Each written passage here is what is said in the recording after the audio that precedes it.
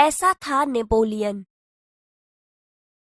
Napoleon जब छोटा लड़का था तभी से वह सत्यवादी था। एक दिन वह अपनी बहन इलाइजा के साथ आंख मिचौनी खेल रहा था। इलाइजा छिपी थी और नेपोलियन उसे ढूंढने के लिए इधर उधर दौड़ रहा था। अचानक वह एक लड़की से जा टकराया। लड़की अमरूद बेचने के लिए ले जा रही थी। नेपोलियन के टकराने से उसकी टोकरी नीचे गिर पड़ी। कीचड़ होने के कारण उसके सारे अमरूद खराब हो गए। वह रोती हुई कहने लगी, अब माँ को मैं क्या जवाब दूंगी? चलो भैया, हम यहाँ से भाग चलें। नहीं बहन, हमारे कारण ही तो इसकी हानि हुई है। यह कहकर नेपोलियन ने जेब में रखे 3 छोटे सिक्के उस लड़की को देकर कहा, बहन, मेरे पास ये 3 ही सिक्के हैं, तुम इन्हें ले लो। इन 3 सिक्कों से क्या होगा? मेरी माँ मुझे बहुत मारेगी। अच्छा, तो तुम हमारे साथ घर चलो, हम तुम्हें अपनी माँ से और पैसे दिलवा देंगे। भैया, इसे घर ले चलोगे तो माँ नाराज होगी। नेपोलियन नहीं माना। वह उस लड़की को अपने साथ घर ले गया।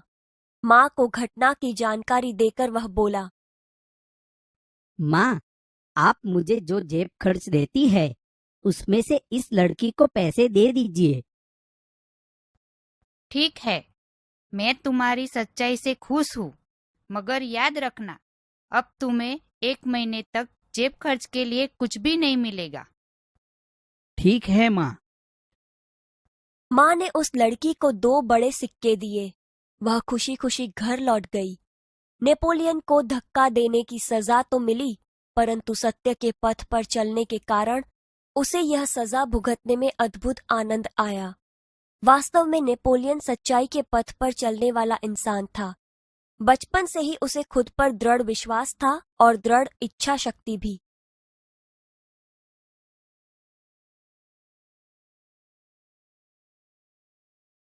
सच्चा दान। मालाबार केरल की बात है। वहां बड़गरा नाम के एक गांव में सभा का आयोजन किया गया। गांधी जी ने अपने भाषण में सभा में उपस्थित सभी बहनों से जेवरों की भीख मांगी। बहुत सी वस्तुएं भेंट में मिली। अपना भाषण समाप्त करके गांधी जी उनको नीलाम करने लगे। उसी समय कौमुदी नाम की 16 वर्ष की एक कन्या धीरे से मंच पर चढ़ाई। उसने एक हाथ की सोने की चूड़ी उतारी और उसे गांधी जी को देते हुए बोली, क्या आप मुझे अपने हस्ताक्षर देंगे? गांधी जी हस्ताक्षर कर ही रहे थे कि उसने दूसरे हाथ की चूड़ी भी उतार दी। ये देखकर गांधी जी ने कहा, अरे पगली लड़की, दोनों चूड़ियां देने की जरूरत नहीं है। एक ही चूड़ी लेकर मैं तुम्हें अपने हस्ताक्षर दे दूंगा। इसके उत्तर में कौमुदी ने अपने गले का स्वर्णहार उतार लिया। गांधी जी ने पूछा, तुमने अपने माता पिता से आज्ञा ले ली है ना? बिना कोई उत्तर दिए उसने कानों में से रत्न जड़ित बूंदे भी निकाल लिए। आभूषणों को देने के लिए अपने माता पिता से आज्ञा ले ली है ना?